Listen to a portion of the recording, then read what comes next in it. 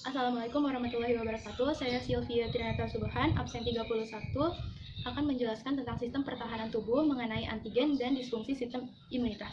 Nah, antigen. Apa sih antigen? Antigen biasa disebut juga sebagai imunogen, yang merupakan suatu penyerang kecil yang masuk ke dalam tubuh dan mencetuskan atau menyebabkan terjadinya sistem kekebalan tubuh.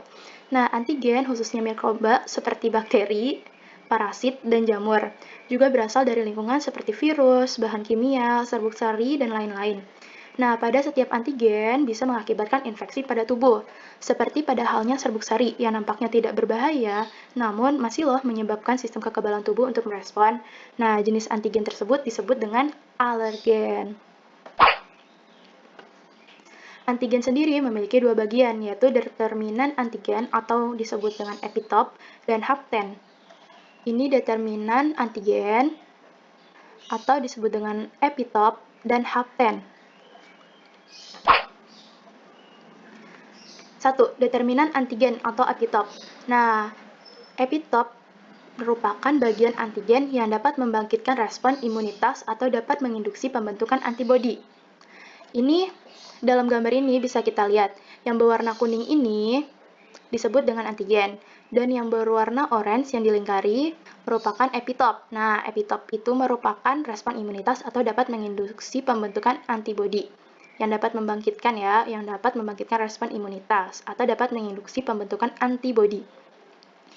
Nah, satu antigen yang berwarna kuning ini nih antigen, tersusun dari 2 atau lebih molekul epitop. Nih, tersusun atas 2 atau lebih dari molekul epitop. Nah, epitop ini merupakan area yang dikenal atau dilihat oleh antibodi. Nah, ini merupakan gambar antibodi. Sedangkan yang di atas ini yang dilingkari merupakan area antibodi yang mengenal sisi antigen, yang disebut juga dengan paratop. Nah, paratop dan epitop. Epitop ini juga memiliki bentuk yang berbeda. Seperti ini berbentuk lingkaran, ini berbentuk segitiga, dan ini persegi. Nanti paratop akan mengenali bentuk dari epitop, sehingga dia akan mengikat si epitop ini. Lanjut ya. Nah, yang kedua ada hapten. Apa sih hapten? Hapten adalah molekul kecil yang tidak bisa menginduksi produksi antibodi. Nah, dia tidak bisa menginduksi produksi antibodi. Nah, terus kenapa bisa? Kalau bisanya itu dia menginduksi produksi antibodi jika hapten ini bergabung dengan karier yang bermolekul besar. Terus dia memiliki sifat imunogenik. Sifat imunogenik merupakan sifat senyawa yang dapat merangsang pembentukan antibodi. Nih, sifat imunogenik. Terus hapten juga dapat berupa obat, antibiotik, dan kosmetik. Sekarang ada proses penggabungan. Ini merupakan gambar epitop yang telah terikat pada paratop antibodi. Nah, ini kan antigen, terus yang ini tuh tempat pengikatan antigen, karena paratop antibodi akan mengikat pada epitop yang bentuknya sama. Ini epitop yang memiliki bentuk segitiga, lingkaran, dan persegi akan dikenali oleh paratop, sehingga paratop akan menempel atau mengikat si epitop. Nih, tuh seperti ini juga, seperti ini juga. Terus selanjutnya ada hapten yang bergabung dengan karir bermolekul besar. Ini hapten, ini karir bermolekul besar, dan nanti dia bergabung akan menjadi seperti ini nih. Nah, kalau udah jadi kayak gini, baru hapten bisa menginduksi produksi antibodi. Selanjutnya ada kelainan yang disebabkan oleh antigen. Meskipun antigen memiliki manfaat yang besar dalam imunisasi atau vaksinisasi, antigen juga mengakibatkan banyak berbagai macam gangguan atau penyakit.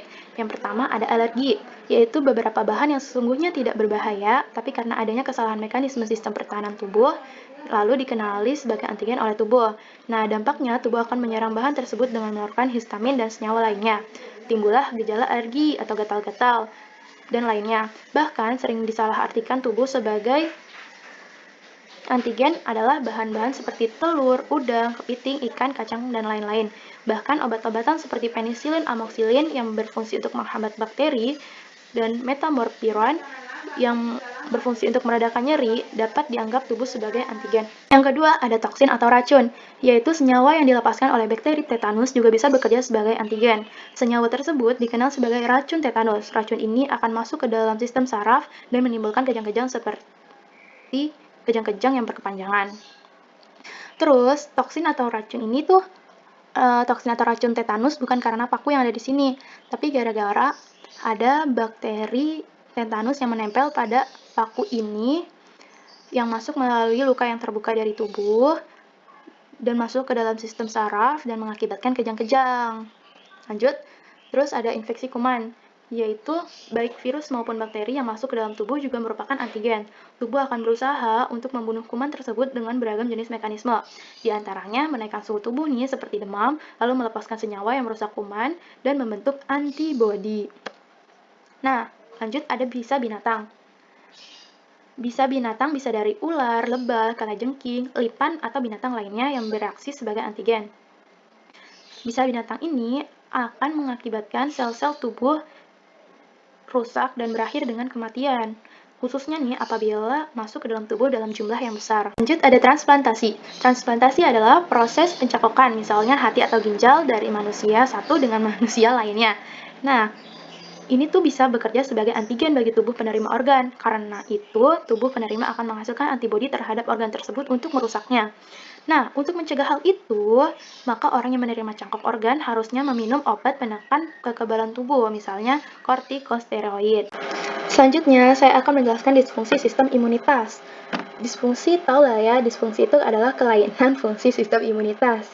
Jadi akan mengakibatkan hipersensitivitas, yaitu di mana peningkatan sensitivitas yang berlebihan pada antigen. Jadi itu dia bersifat berlebihan lah ya, yang bersifat merusak, membuat tidak nyaman, dan berakibat fatal bagi tubuh yang dihasilkan oleh sistem imun. Yang kedua ada defisiensi imun, yaitu terganggunya atau melemahnya sistem imun untuk melawan penyakit dan infeksi. Terus ada defisiensi imun dapatan kronik. Ia dapat bersifat primer atau sekunder. Jadi kalau primer adalah penyakit bawaan dan sekunder adalah penyakit yang didapatkan. Ini terjadi itu karena infeksi virus yang dapat merusak sel limfosit dan malnutrisi akibat penggunaan obat-obatan sitotoksik dan penyakit kanker seperti leukemia, mieloma, dan lain-lainnya. Lalu ada autoimun, yaitu kondisi ketika sistem kekebalan tubuh seseorang menyerang tubuhnya sendiri. Contohnya ada 4 nih. Yang pertama diabetes mellitus, yaitu ketidakmampuan tubuh menghasilkan hormon insulin yang berfungsi memindahkan glukosa dari dalam darah ke dalam sel.